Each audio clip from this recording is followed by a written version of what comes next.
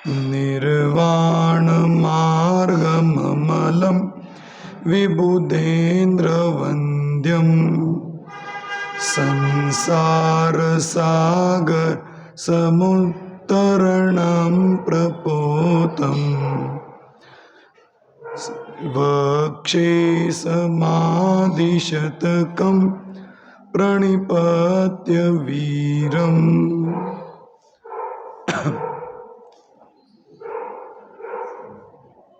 पूज्यपाद स्वामी द्वारा विरचित समाधि तंत्र नाम का ग्रंथ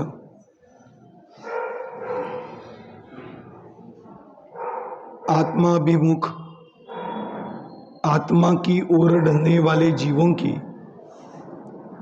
समाधि अवश्य होती है और समाधि पूर्वक जीवन बिताते हुए यदि देह त्याग हो जाए तो इसके अलावा मनुष्य भव की कोई दूसरी सार्थकता नहीं। इसीलिए समाधि किसे कहते हैं, किस प्रकार की होती है, इसकी चर्चा पूज्यपाद आचार्य ने 100 श्लोकों के माध्यम से समाधि शतक नाम के ग्रंथ में की है। इसकी चर्चा करते हुए कल प्रभाचंद्राचार्य के द्वारा किया गया मंगलाचरण, उसकी चर्चा हम कर रहे थे। उसकी चर्चा करते हुए देखा था कि पहले तो महावीर भगवान को नमस्कार किया और फिर कैसे हैं महावीर भगवान, उनकी चर्चा करते हुए एक एक विशेषणों के माध्यम से महावीर भगवान को नमस्कार करते हुए आचार्य ने कहा। कल अपन ने देखा था कि महावीर भगवान के बारे में निर्वाण मार्गम अमलम, अमल ऐसे निर्वाण मार्ग पर जो आरूढ़ हो चुके हैं, मतलब जो निर्वाण मार्ग है वास्तव में देखा जाए तो महावीर भगवान तो निर्वाण को प्राप्त हो चुके हैं, अभी मार्गस्थ नहीं है, लेकिन इस मार्ग में आए बिना उस लक्ष्य को साधा भी नहीं जा सकता। ऐसे अमल रूपी निर्वाण मार्ग का जिन्होंने अनुसरण किया है और जीवों के कल्याण के लिए उस मार्ग को अपनी वाणी के माध्यम से बता भी दिया है, ऐसे अमल निर्वाण मार्गस्थ उन महावीर भगवान को सर्वप्रथम नमस्कार किया। फिर आगे बताया विबुधेंद्र वंद्यम, विबुध ऐसे इंद्रों के द्वारा वंदनीय जो है। कल इसके बारे में चर्चा करते हुए हमने समंत भद्राचार्य को याद किया था। आप्त मीमांसा या देवागम नाम का स्तोत्र उन्होंने रचा।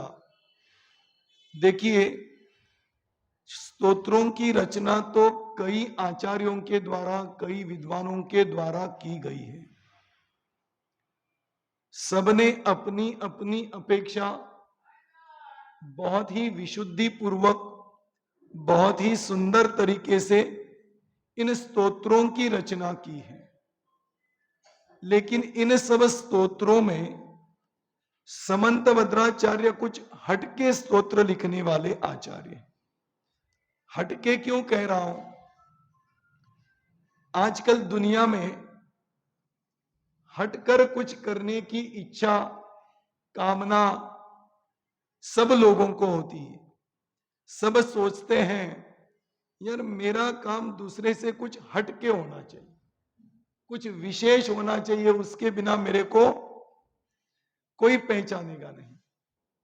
लेकिन समंत भद्राचार्य ने पहचान के लिए यह स्तोत्र नहीं बनाया, उन्होंने जरूर कुछ विशेष बात इसमें गूंथी है, क्योंकि भक्तियां, स्तोत्र अक्सर भगवान के गुणगानों के बारे में ही आता है।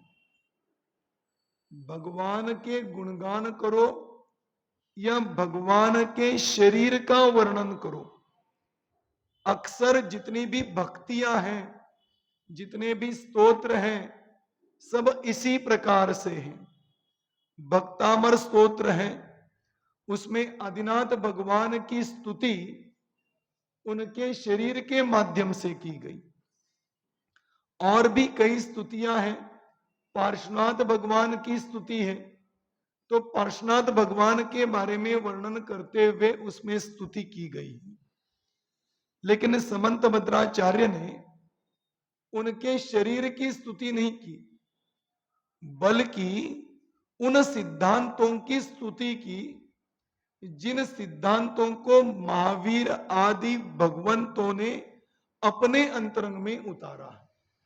पूरा पूरा देवागम स्तोत्र इन्हीं सिद्धांतों को प्रस्तुत करते हुए बताता है।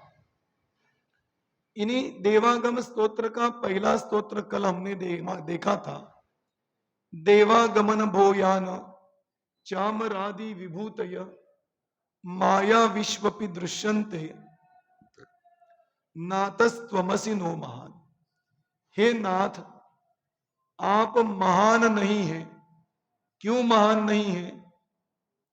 तो कहा देवागमन भोयान, देवों का आकाश में आगमन हुआ, इसलिए आप महान नहीं। देवों का आगमन कब होता है? देखिए, जब भी कोई तीर्थंकरों का जन्म होता है तो देव रत्नों की जन्म से पहले 6 माह तक रत्नों की वर्षा करते हैं।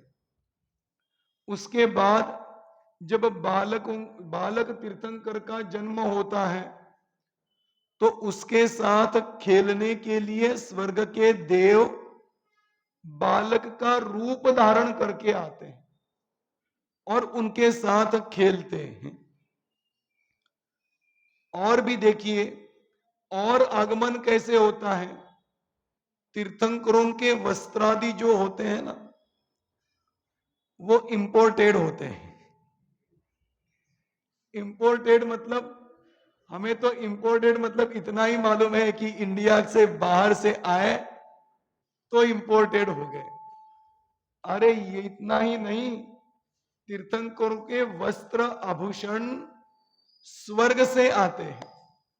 स्वर्ग की चर्चा होगी तो अपन देखेंगे, वहां पर मानस स्तंभ होता है, मानस स्तंभ में पिटारे होते हैं और पिटारों में उन तीर्थंकरों के वस्त्र आभूषण आदि होते हैं और स्वर्ग के देव वो वस्त्र आभूषण लेकर भूमि पर आते हैं और तीर्थंकरों को पहनाते हैं। सोचना कैसे पुण्य का उदय है कि उनको वस्त्र बनाने नहीं पड़ते, विकल्प नहीं करना पड़ता, सब अपने आप रेडीमेड मिल जाता है। और भी देवों का आगमन होता है, जब उनके पंच कल्याणक होते हैं तो सभी पंच कल्याणकों में देवों का आगमन होता है।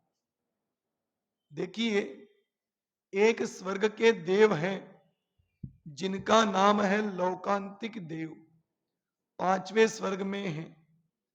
उन लोकांतिक देव की तो ये खासियत है कि वे देव मात्र तीर्थंकरों के दीक्षा कल्याणक में ही आते हैं, बाकी कभी भी नहीं आते। इनको ऋषिश्वर कहा जाता है। बाल ब्रह्मचारी होते हैं, आत्म संयमी होते हैं, द्वादशांग के धनी होते हैं और आगे चल के बताऊं तो एक भवावतारी होते हैं।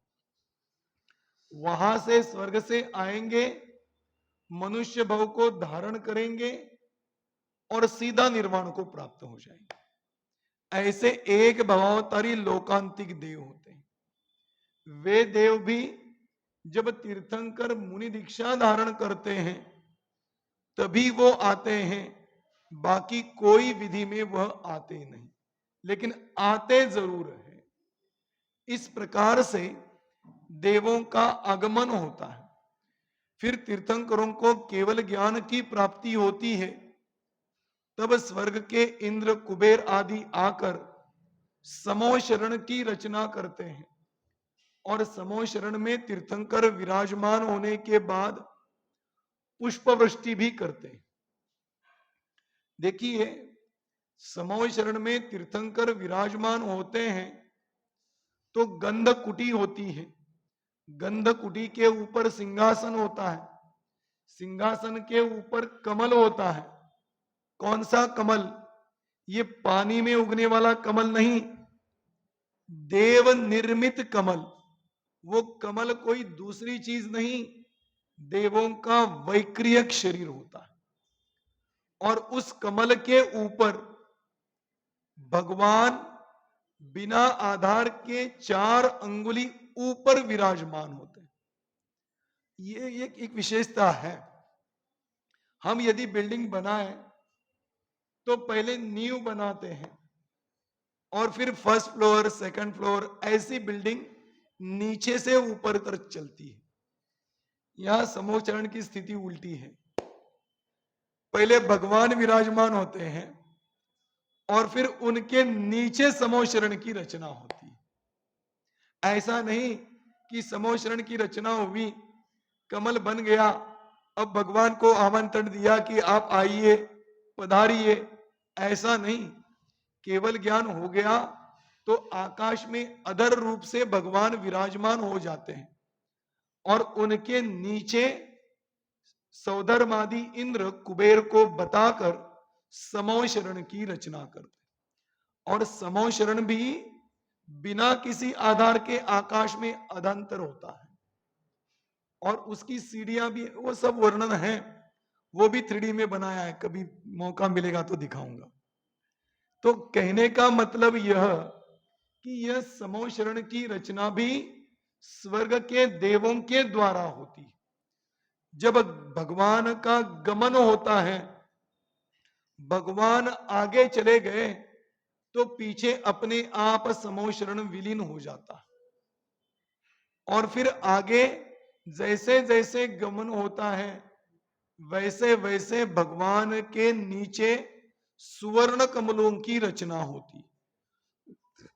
आगे बढ़ते गए, पीछे पीछे सुवर्ण कमल नष्ट होते गए। क्या है ये सुवर्ण कमल? ये भी औदारिक शरीर के द्वारा बने हुए कमलों की रचना देवों के द्वारा होती।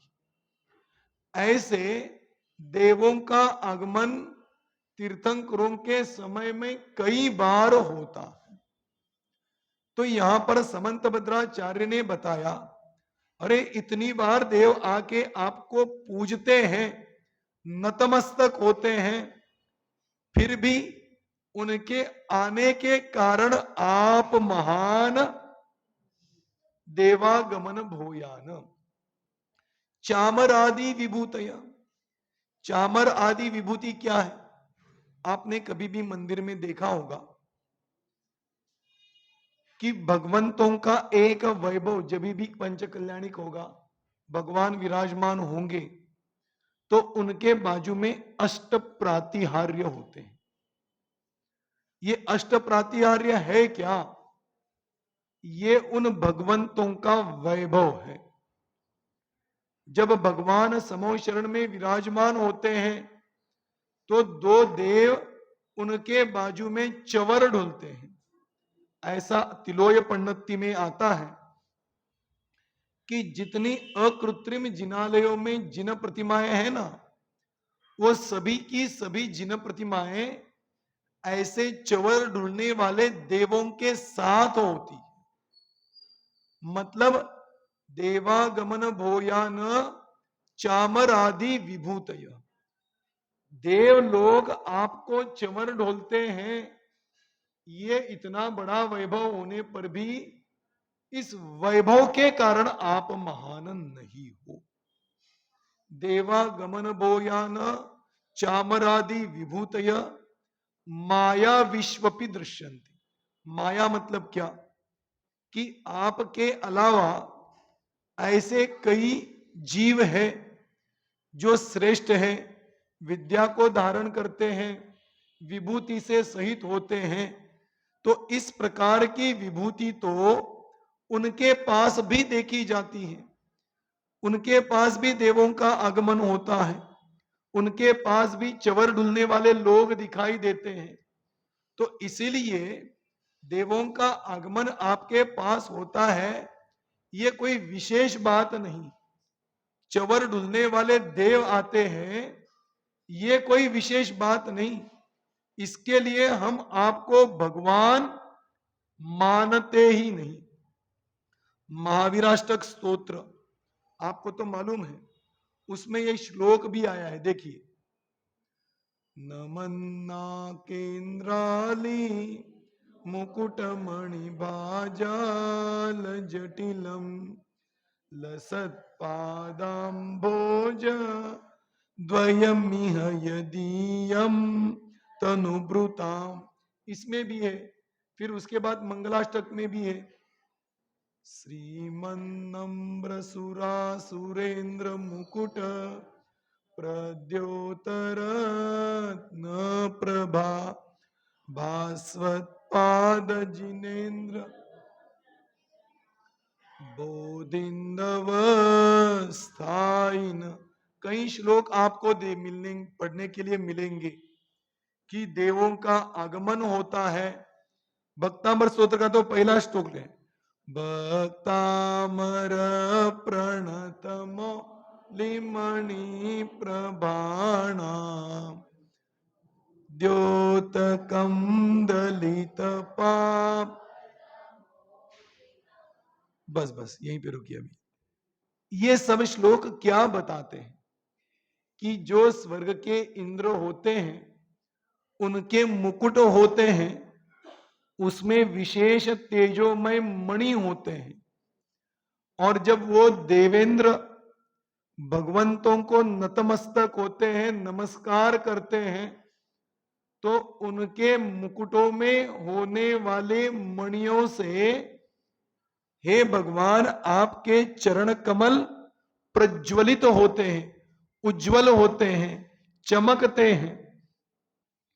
देखिए, जब मानतुंगाचार्य को आदिनाथ भगवान के प्रति समर्पित भाव उत्पन्न हुए, तो उन्होंने इस प्रकार की रचना की। लेकिन देखिए, जो भगवान होते हैं, उनके पैर चमकाने के लिए मणियों की जरूरत नहीं होती, क्योंकि भक्तामृत स्तोत्र में आगे चल के ही बताया है, इस दुनिया में जितने अच्छे परमाणु थे, सुंदर परमाणु थे, इन सब परमाणुओं से आपके शरीर की रचना हुई है। उनका शरीर इतना तेजोमय होता है, तो वह तेज दिखाने के लिए दूसरे चीज की जरूरत, फेयर एंड लवली लगाने की जरूरत नहीं पड़ती, क्योंकि शरीर ही इतना तेजोमय होता है, परम औदारिक शरीर होता है। लेकिन जब स्तुति करने के भाव बन गए, तो यह बताया, इस प्रकार से भगवान के प्रति देवों का आगमन होना, नतमस्तक होना, ये कोई विशेष बात नहीं है। समंत भद्राचार्य कह रहे। फिर आगे 3-4 श्लोकों के माध्यम से यही उनकी परीक्षा की, और फिर आगे चल के एक श्लोक बताया। क्या बताया कि हे भगवान, इन इन कारणों से आप महान नहीं हैं। तो फिर भगवान को भी जिज्ञासा उत्पन्न हुई। भगवान ने पूछा, तो मैं महान क्यों हूं? तो उन्होंने बताया, सत्वमेवासि निर्दोषो युक्ति शास्त्र विरोधी वाक् अविरोधो यदिष्टम ते प्रसिद्धे न बाध्यते। बहुत बढ़िया श्लोक है। उन्होंने वहां पर न्याय की तुला में भगवान को तोला और तोल के बताया कि हे भगवान, आप महान इसलिए हो। किस लिए? सत्वमेवासि निर्दोषो, एक आप ही निर्दोष हो। क्यों? अरे सभी के सभी लोग अपने अपने देवी देवताओं को तो निर्दोष ही मानते हैं, श्रेष्ठ ही मानते हैं, लेकिन आप क्यों निर्दोष हो? तो कहा सत्वमेवासि निर्दोषो युक्ति शास्त्रा अविरोधी वाक। आपकी जो वाणी है वह वाणी युक्ति और शास्त्र से अविरोधी है। यदि शास्त्र से भी देखें तो आपकी वाणी खरी उतरती है, और युक्ति मतलब उसकी यदि परीक्षा करेंगे तो भी आपकी वाणी खरी उतरती। कल नाटक समय सार में वही बात आई थी ना कि 6 महीने तक आप प्रयत्न करो तो आपको सम्यक्त्व अवश्य हो जाए।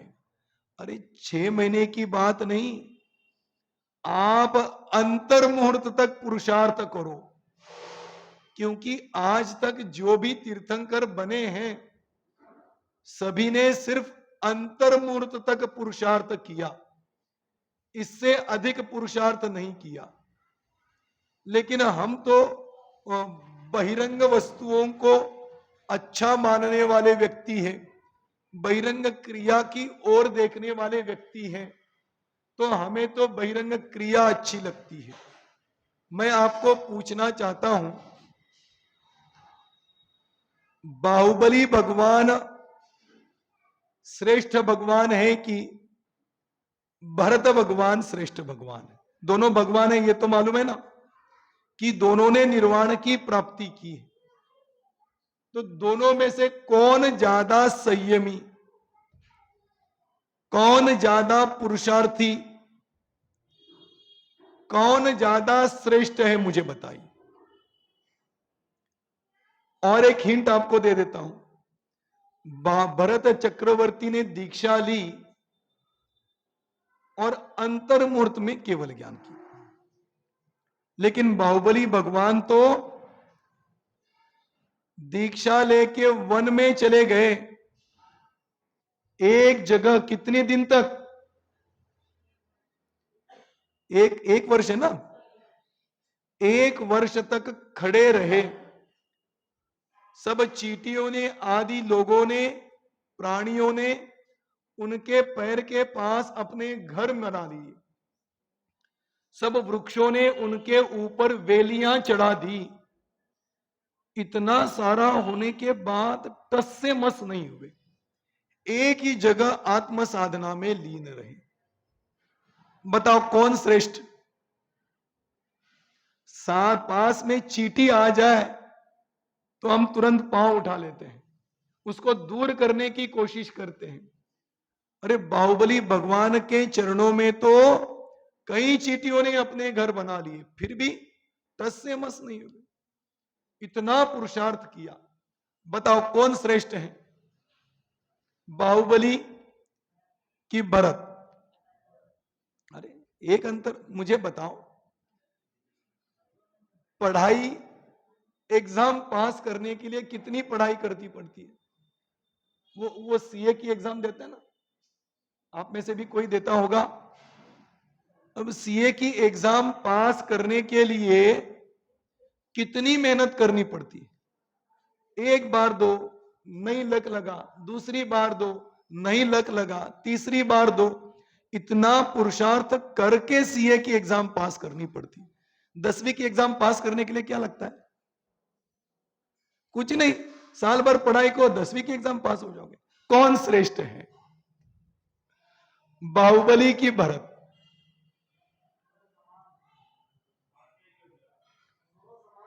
देखो दुनिया की दृष्टि तो उनकी बहिरंग क्रिया की ओर जाती है, और दुनिया तो यही कहेगी कि अरे बाहुबली भगवान तो इतना पुरुषार्थ करके केवल ज्ञान को प्राप्त कर सके, बाहुबली भगवान श्रेष्ठ है। भरत भगवान को तो क्या करना पड़ा, अंतर्मूर्त में क्यों क्या किया उन्होंने? किया तो बाहुबली ने है, भरत ने क्या किया? अब दूसरा उदाहरण देता हूं। एक लड़का 10वीं की एग्जाम पास करने के लिए पूरे साल भर पढ़ाई करता है और 10वीं की एग्जाम एक साल में पास करता है। और एक लड़का 10वीं की एग्जाम पास करने के लिए 3 साल तक पढ़ाई करता रहता है और 3 साल के बाद पास होता है। मुझे बताओ होशियार कौन? 3 साल तक पढ़ाई करने वाला होशियार है कि एक साल में पास होने वाला होशियार? तो बाहुबली भगवान श्रेष्ठ की भरत भगवान श्रेष्ठ? फिर वही प्रश्न उपस्थित होता है। अब आप कहोगे नहीं नहीं नहीं, भरत भगवान श्रेष्ठ, बाहुबली क्या? इतने साल तक बैठे, उसके बाद उनको केवल ज्ञान की प्राप्ति हुई। इन्होंने तो अंतर्मुहूर्त में केवल ज्ञान प्राप्त किया। श्रेष्ठ तो भरत है, बाहुबली नहीं। ठीक है ना? अब आगे चलते हैं। आगे दोनों भगवान बने, अंत में तो दोनों भगवान बने। बाहुबली भगवान को 1 साल लगा जरूर, लेकिन 1 साल तक कोई दूसरा विकल्प उनके मन में बना रहा। और जब अंतर मुहूर्त तक उन्होंने अपनी ओर देख लिया, अपने अंतरंग में, ये नियम है ध्यान रखना कि यदि कोई अंतर मुहूर्त तक अपनी आत्मा में लीन हो जाए तो उसको पक्का है केवल ज्ञान की प्राप्ति होगी ही होगी। लेकिन नियम यह है कि अंतर मुहूर्त तक अखंड रूप से आत्मा का वेदन होना चाहिए।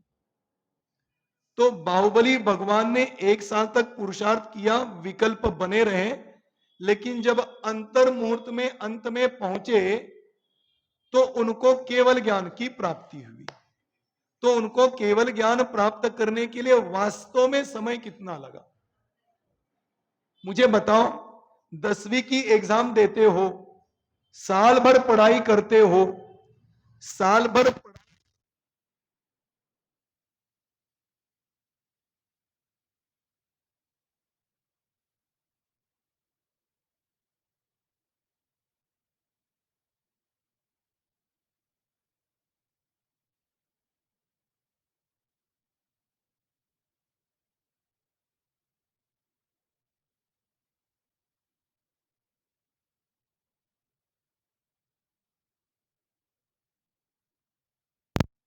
साल भर पढ़ाई नहीं की, अंत में 10 दिन तक पढ़ाई की और 10 दिन तक पढ़ाई करके 1 घंटे की एग्जाम दी।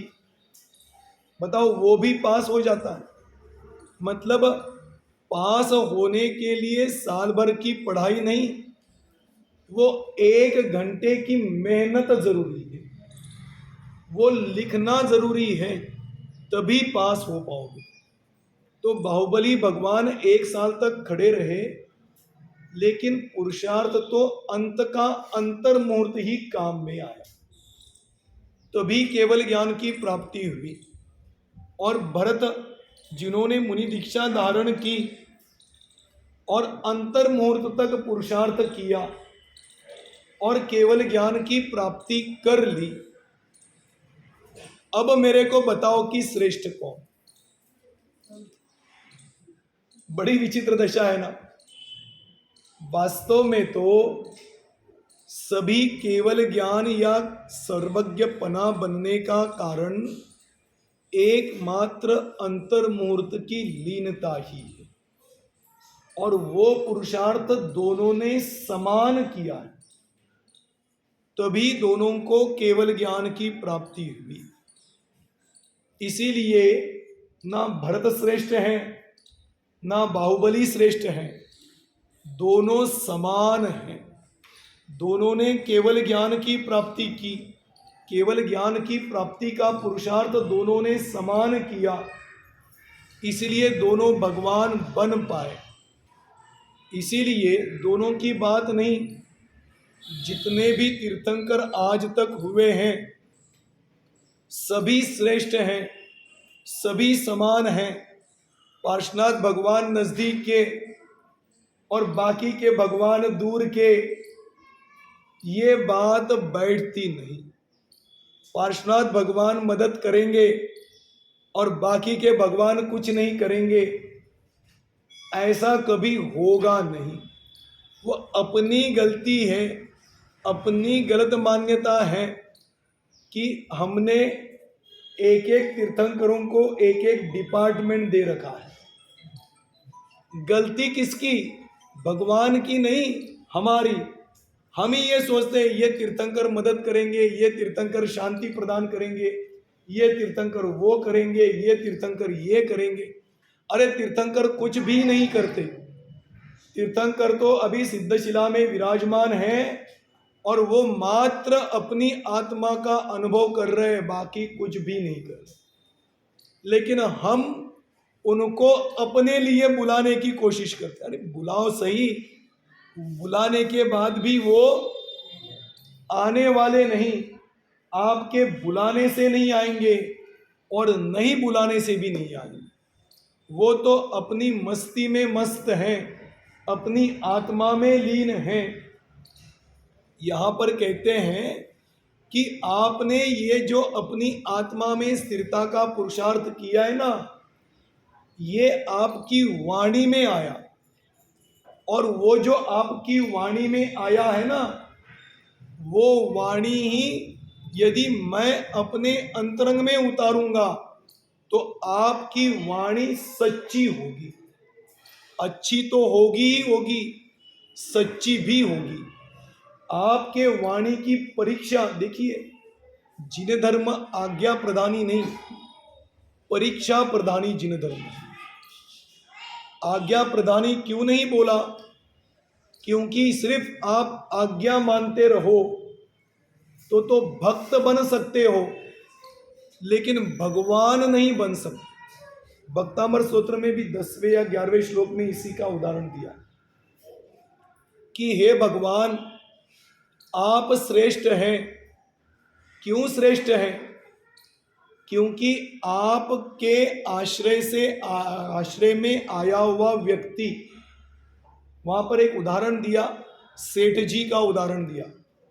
सेठ जी आप जानते ना, कोई व्यापारी होगा, व्यापारी के यहाँ काम करने वाले नौकर भी होते हैं और वो नौकरों को वह सेठ जी महीने के अंत में सैलरी भी देते हैं। और सैलरी, पगार जिसे कहते हैं, महीने भर यदि वो सेवा बढ़िया करे तो उसको महीने के अंत में बढ़िया पगार भी मिलता है।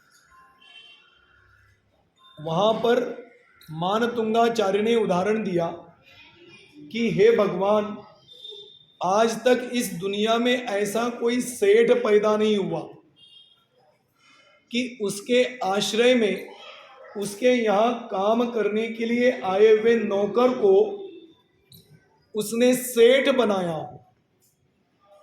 यदि सेठ बनाया तो वो सेठ नहीं, और नौकर सेठ बनने की कोशिश करे तो महीने के अंत में ये तुम्हारा पगार, ये तुम्हारा बोनस, और कल से छुट्टी, कल से मत आना। क्योंकि कोई भी सेठ अपने नौकर को सेठ नहीं बनाता। लेकिन हे भगवान, आप ऐसे हैं कि अपने आश्रय में आने वाले भक्त को भक्त नहीं, भगवान बना देते हो। इसलिए हे भगवान, आप श्रेष्ठ हो।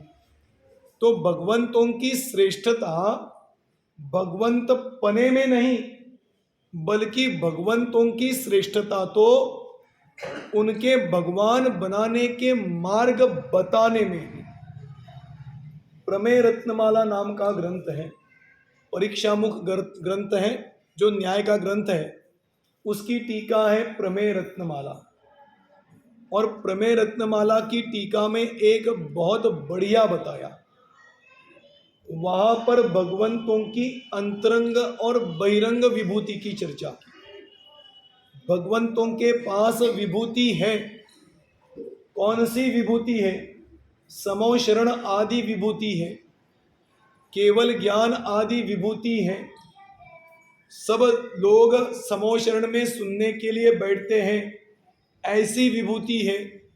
समूह शरण में अलग अलग सभाएं होती है जहाँ पे बहुत सुंदर सुंदर वृक्ष आदि होते हैं, ऐसी विभूति है। कुबेर आदि आते हैं, वो समूह शरण में सुवर्ण निर्मित वीथियाँ होती है, वो वीथियाँ बनाते हैं, ऐसी विभूति है। वहाँ पर बताया कि इस प्रकार की विभूति भगवंतों के पास है, लेकिन ये सच्ची विभूति नहीं। वास्तव में भगवंतों की विभूति तो वह है, कौन सी? तो 4 गुणों के माध्यम से बताया, ज्ञान, दर्शन, सुख और वीर्य। अनंत ज्ञान, अनंत दर्शन, अनंत सुख और अनंत वीर्य, ऐसे अनंत चतुष्टय ही भगवंतों की वास्तव में विभूति है, अपनी विभूति है। हम तो अपने पास होने वाली विभूति को जो पर होते हुए भी अपना मानते हैं। कार किसकी? मेरी। बंगला किसका? मेरा। बैंक बैलेंस किसका? मेरा। आचार्य यहाँ पर कहते हैं ये सब क्षणभंगुर है, टिकने वाले नहीं है, इसलिए ये अपने कभी हो ही नहीं सकते। 12 भावना है ना, 12 भावना। कई लोगों की 12 भावना है। 12 भावना सच में बहुत बढ़िया होती है। ये 12 भावना हमें परद्रव्यों से निवृत्त करके स्वद्रव्य की ओर बढ़ाता है ना। दो प्रकार की, ये दोनों बतानी थी, लेकिन एक बताता हूं पहले। राजा राणा छत्रपति हाथिन के असवार, मरना सबको एक दिन, अपनी अपनी बार। वो ना, कहाँ गए चक्री जिन जीता भरत खंड सारा, कहाँ गए वे राम और लक्ष्मण जिन रावण मारा। बहुत बढ़िया, आप बाद में उसका पाठ करना। लेकिन मैं यहां पर यह बताना चाहता हूं कि ये चक्री आदि उत्पन्न हुए, राम रावण उत्पन्न हुए जिन्होंने रावण को मारा, लेकिन इन सबको भी देह त्यागना पड़ा, संपत्ति छोड़नी पड़ी। श्री कृष्ण की कहानी आती है, मालूम है ना। वो नारायण थे और उनके भाई बलभद्र थे। दिव्य ध्वनि में आया था कि ये नगरी पूरी नष्ट हो जाएगी, जल जाएगी और सिर्फ 2 भाई बचेंगे, बाकी कोई नहीं बचेगा। लेकिन माता पिता का राग तो किसी से आज तक ना छूटा है, ना छूटेगा। उन दोनों ने सोचा कि अरे क्यों नहीं हम अपने माता पिता को बचाएंगे। तो माता पिता को रथ में बिठाया और वो घोड़ों को या जिसको भी लगाने लग गए, तो वो वहीं पर नीचे बैठ गए, आगे ही नहीं बढ़े। तो उन्होंने उनको बाजू में हटाया, स्वयं रथ में जुट गए और रथ को खींचते हुए लेके जाने लग गए। जैसे जैसे रथ को खींचते हुए जाने लग गए, तो जो वीथी के ऊपर दरवाजा होता है, वीथी मतलब बाउंड्री, तो वो नगरी की जो बाउंड्री थी उसका मुख्य दरवाजा होता है।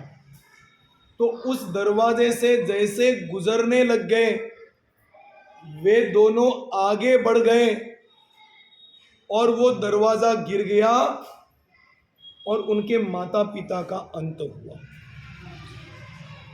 देखना, इतने बलशाली, इतने पुण्यशाली, इतने ताकतवर होते हुए भी अपनी माता पिता को नहीं बचा पाए। ये तो छोड़ो, नारायण तो अपने को बचा नहीं पाए। वन में चले गए, बहुत प्यास लगी, उनके भाई जल लेने के लिए गए, और उनके पैर में मतलब सोने जैसे चमक, को कोई चप्पल पहनी होगी या जो भी होगा, तो वो दूर से चमक रहा था। तो एक ने सोचा कि ये जो चमक रहा है ये कुछ हिरण की काया होनी चाहिए। तो उन्होंने बाण चलाया और उनके पैर में बाण घुस गया। पानी लाने से पहले उनके देह का अंत हुआ। किनकी बात कर रहा हूं? श्री कृष्ण नारायण की बात कर रहा हूं। अरे इतने बलशाली, इतने वैभवशाली, इतने पुण्यशाली होते हुए भी अपने स्वयं को नहीं बचा पाए। इसलिए कहते हैं ये बहिरंग विभूति किसी काम की नहीं, ये बल किसी काम का नहीं, ये संपत्ति वैभव किसी काम का नहीं, एक ना एक दिन छूटने वाला है। कितने ही संभाल कर रखो, कितना ही इकट्ठा करो, जब जाना है तब जाना है, और नहीं जाना है तो नहीं जाना। इसलिए कहते हैं इस संपत्ति के कारण अपने में राग अहंकार नहीं उत्पन्न होना चाहिए। ये देखो, जिनवाणी में संपत्ति का निषेध नहीं किया, संपत्ति रखने का भी निषेध नहीं किया। अरे भरत चक्रवर्ती के पास तो इतनी सारी संपदा थी, फिर भी वो चक्रवर्ती और सम्यक दृष्टि थे। तो इन संपत्ति को रखने की बात जिनवाणी नहीं करती। जिनवाणी कहती है इसके कारण अपने अस्तित्व को मानना, इनके कारण अपने को श्रेष्ठ मानना, काया के कारण अपने अस्तित्व को मानना, ये गलत है। क्योंकि ये सब जड़ हैं, उद्गल हैं, अचेतन हैं। मैं तो चेतन स्वभावी हूं। इसलिए चेतन स्वभावी जो मेरा स्वरूप है, इनके जो गुण हैं वही मेरे हो सकते हैं। बहिरंग विभूति कभी मेरी नहीं हो सकती। इसलिए प्रमेय रत्नमाला में उदाहरण देते हुए बताया कि वास्तव में भगवान की विभूति क्या है।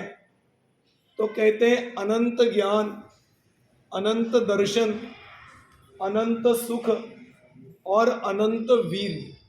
ये अनंत चतुष्टय ही वास्तव में भगवान की संपत्ति है, और यह अनंत चतुष्टय ही उनकी महानता का कारण है। इसलिए इसी बात को समंतभद्राचार्य ने पकड़ा और हमें बताया, सत्वमेवासि निर्दोषो युक्ति शास्त्रा अविरोधी वाक। आपकी जो वाणी है, युक्ति से भी यदि हम अपने जीवन में उतारना चाहे और जिनवाणी से भी उसको परीक्षा करना चाहें, तो आपकी वाणी खरी उतरती है, कभी गलत नहीं होती। ये मैं हमेशा बताता हूँ। ये जब त्रिलोकसार की कक्षा चलती है तो कई लोगों के मन में कई प्रश्न उपस्थित होते हैं। विशेषतः जो आज तक साइंस और भूगोल पढ़ते हुए आए विद्यार्थी हैं, उनके मन में यही प्रश्न उपस्थित होता है कि ये कहीं पर दिखाई तो नहीं देता। ऐसे कई साधन अभी डेवलप हुए हैं, इन साधनों के माध्यम से भी तो ये देखने में नहीं आता। ये छोड़ो, इसमें से कोई थोड़ी सी भी चीज़ देखने में नहीं आती, तो हम इसको सच्चा कैसे मानें? इसके लिए ये समंतभद्राचार्य का श्लोक कार्यकारी।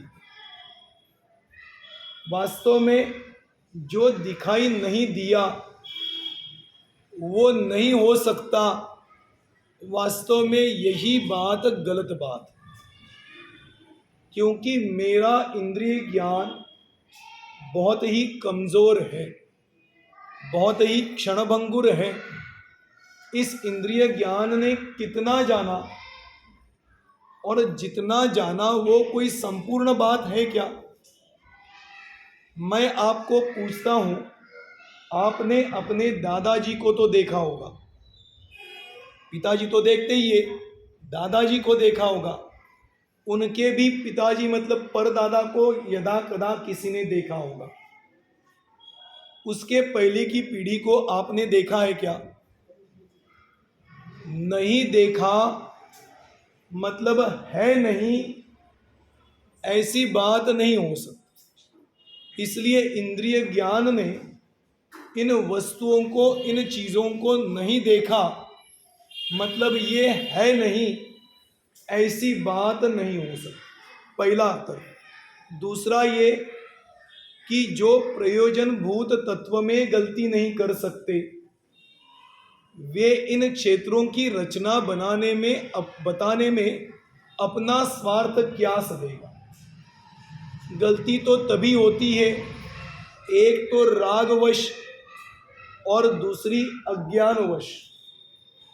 यदि ज्ञान नहीं हो तो गलती हो सकती है, और यदि राग हो तो भी ये जो आजकल है ना, ये अपना आदमी है, इसको कहते हैं राग। ये मेरा बेटा है, इसको कहते हैं राग। तो गलतियां तो संसार में राग के कारण होती है और अज्ञानतावश होती है। तीर्थंकरों के पास ना राग था ना अज्ञानता थी, तो वो जो बात कहते हैं और प्रयोजनभूत बात यदि हम परीक्षा करें तो खरी उतरती है, तो फिर बाकी की बात में गलती कैसे हो सके। इसीलिए दिखाई नहीं दे, समझ में नहीं आए, ज्ञान स्पष्ट ना हो, इसका मतलब ये नहीं कि वो नहीं हो सकता या गलत है, बल्कि हमें अपने ज्ञान को सुधारना पड़ेगा, वस्तु को नहीं। दर्पण में हम अपना चेहरा देखते हैं तो दर्पण में कुछ दाग दिखाई देता है, चेहरे के ऊपर दाग दिखाई देता है। चेहरे के ऊपर दाग दिखाई दे तो दाग कहाँ पर मिटाना है, दर्पण में कि अपने चेहरे के ऊपर? अरे दर्पण साफ करोगे तो दाग और स्पष्ट दिखाई देगा, साफ नहीं होगा। साफ तो अपने चेहरे के ऊपर करना पड़ेगा। इसलिए यदि हमें दिखाई ना दे, समझ में ना आए, ज्ञान परिस्पष्ट ना हो, इसका मतलब वो चीज नहीं है, ऐसा नहीं हो सकता। कुछ साल पहले साइंटिस्ट लोगों को परमाणु भी नहीं मालूम था, लेकिन क्या परमाणु नहीं था क्या? तभी भी था, आज भी है और बाद में भी रहेगा। लेकिन भगवंतों ने जिस परमाणु की व्याख्या की वो भूतकाल में भी सच थी, वैसी ही थी, वर्तमान में भी सच है, वैसी ही है, और भविष्य काल में भी सच और वैसी ही रहेगी। इसीलिए उनकी वाणी में आई हुई बात बिल्कुल खरी उतरती है, सच होती है। बस हमें सुधार अपने ज्ञान में करना। हमारा ज्ञान सुधर जाए तो वो सच्चाई हमारे अंतरंग में उतरेगी, और हमारा ज्ञान सच्चा ना हो तो वो सच्चाई हमें पता नहीं चली। इसलिए समंत भद्राचार्य ने कहा, सत्वमेवासि निर्दोषो, एक आप ही महान हो, युक्ति शास्त्रा अविरोधी बात। आपकी वाणी युक्ति और शास्त्र से खरी उतरती है। युक्ति शास्त्रा विरोधी वाक, अविरोधो यदिष्टम ते प्रसिद्धे नन बाध्य। और वो वाणी अविरोधी है और ये प्रसिद्ध रूप से सच खरी दिखाई देती। इसलिए हे भगवान, ऐसी वाणी आपने बताई जो आपके लिए भी कल्याणकारी थी और जीवों के लिए भी कल्याणकारी है और रहेगी। इसलिए हे भगवान, आप महान। तो भगवान की महानता अपने कल्याण में है, भगवान के कल्याण में नहीं। उनकी महानता उनकी वाणी में नहीं, उनकी वाणी अपने जीवन में खरी उतरती है, इसमें उनकी महानता है।